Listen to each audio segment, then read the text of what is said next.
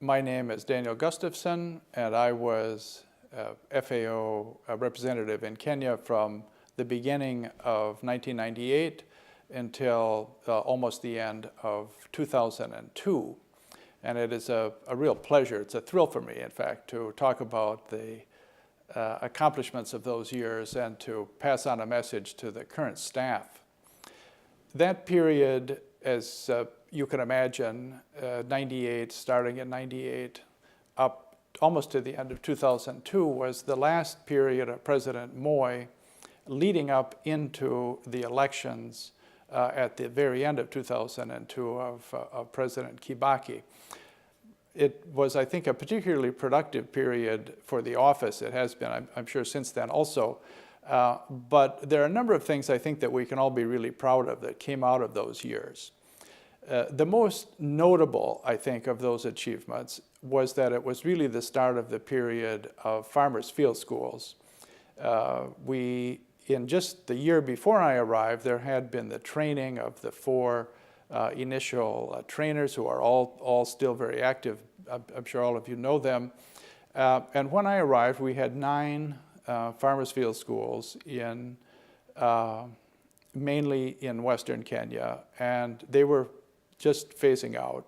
And that experience, I think, led to the expansion of FFS in lots of countries. And I know that I've used the examples and the experience of those Kenyan years and of the Kenyans who were involved with that in other places around the world. It was, I think, a really productive one. So there is really a kind of a long-term, let's say, process that we see of having learned from those days, having applied the experiences elsewhere and really taking it forward. And absolutely, that's the case for me also. I applied a lot of what we learned there out of the innovations that came out in that time in other places. Mainly, of course, as I say, because of the quality of the staff in the office. Most of those, I think, have since retired. I think probably only Francis and Alice, I think, are the only 2 who are still in the office from my day. But the others all contributed in a really wonderful way, and then went on to other things. So that team, in the larger sense, both from ourselves within FAO, from national, from international, and our government counterparts, really have, I think, continued to be really creative and innovative, and it was just a real honor and a privilege to me to be part of that. In terms of memories, I mean, I think really too many to count. I mean, with all honesty, I think I enjoyed every day going into the office. It was just such a wonderful group. So I would just leave you, I think, the staff with this message that it's helpful for me, of course, and the others with the benefit of hindsight to see how what we had been working on continue all the way through. But I have absolutely no doubt that the contributions that you are making now will likewise have a long life and will continue to impact people in Kenya and probably elsewhere based on your good work. And I wish you every success as we go forward in the next years. Thank you.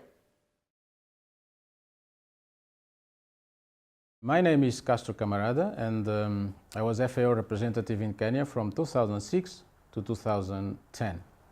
At the time, the FAO representation was also supporting the Somalia office and REOA, the emergency office based in Nairobi. Looking back, what am I proud of in terms of FAO's contribution to Kenya?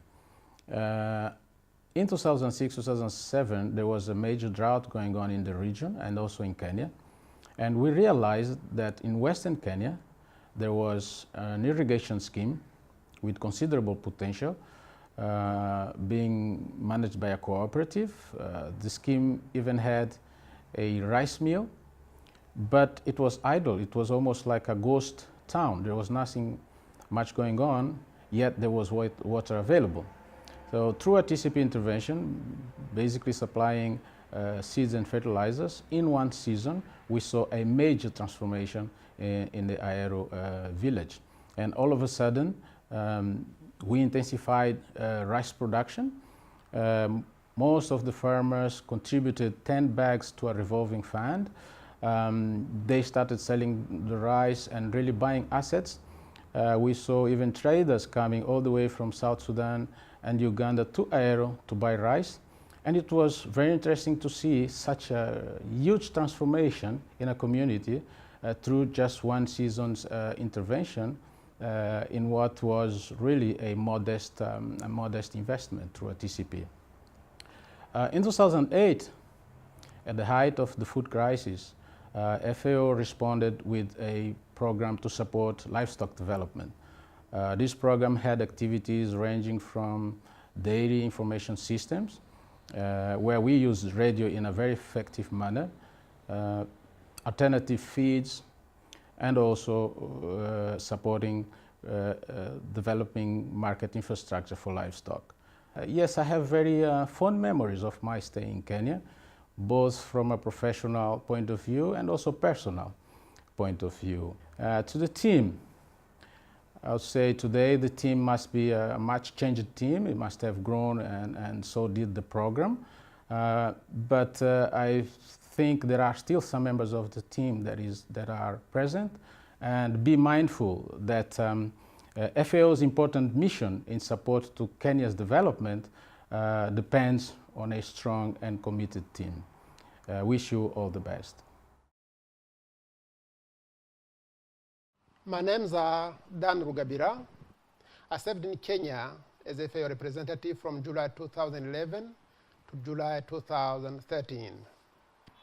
We worked with the communities to improve and diversify the diet of the communities. Kenyan diet have since colonization changed completely. The staple food is primarily maize porridge called ugali, to the extent that if a Kenyan is provided a meal without ugali, he will not say that food was served. However, maize is a water-demanding crop not adapted to arid zones. Our team worked with the community to reintroduce traditional crops, drought-resistant like sorghum, millet, and cowpeas. In 2012 alone, FAO distributed 860 metric tons of drought-tolerant seeds to 260,004 beneficiaries, who in turn produced 124,000 metric tons of grains. So many memories flash in my mind. What I retain, however, is a hard-working team, technically knowledgeable, competent, trusted by donor partners, and especially by the government. The team was very cohesive, united, and focused on activities. I have a message to the FAO Kenya team under the leadership of my friend Dr. Ulema, the country FAO representative. As you celebrate the achievements of the last 40 years of collaboration between Kenya and FAO, let me request that you keep focused and united in the implementation of Kenya country programming framework. The road is long, but surely you'll get there. All the best to you and to the people of Kenya you serve. Kazi njema na mbarikiwe. Asante sana. My name is Gabriel Ulema. I'm the FAO representative in Kenya. I arrived here in Kenya in 2016. Today we are celebrating the 40th anniversary since FAO was accredited in Kenya. So today is a very special day for me, for the government of Kenya, and for the people of Kenya who we are here to serve. What am I proud of? I'm proud of many things, but I will mention just a few. The eradication of rinderpest in Kenya. FAO worked with other agencies such as the World Bank, WHO, and others to eradicate rinderpest from the world, including Kenya, and this is really a legacy-defining achievement for humanity. FAO also has been working with the government of Kenya to support devolution. To this effect, FAO has established 17 sub-offices in different counties to make sure that the organization is where the needs are. We can provide support instantly, we are visible there, we are strong, and we interact with the county governments. FAO has also worked with the government to introduce climate-smart agriculture, given that climate is changing and it's becoming a challenge. So we have a project in most counties of Kenya that is helping people adapt and mitigate the effects of climate change through agriculture. So lastly, I want to thank very much the government of Kenya for the support they have given us. Even before the host country agreement was signed in 1977, because without the support of the government, we wouldn't have managed to partner. I also want to thank the people of Kenya, most of whom have been our beneficiaries, because we are here celebrating 40 years because of them. We are celebrating what they have achieved. We are celebrating their partnership with them. I want to thank the donors of FAO whose resources have been very, very critical, essential in what FAO does. And we want to continue working with them, and we want the resource envelope to increase so that we can provide more and better services. I also want to thank the staff of FAO whose dedication to the mandate of the organization, whose motivation, working beyond the call of duty on daily basis, reaching the places that are hard to reach, providing services that nobody else can provide, has made a difference. And so as we celebrate the 40th anniversary, I'm really very happy to work for FAO. I'm very happy to be in Kenya.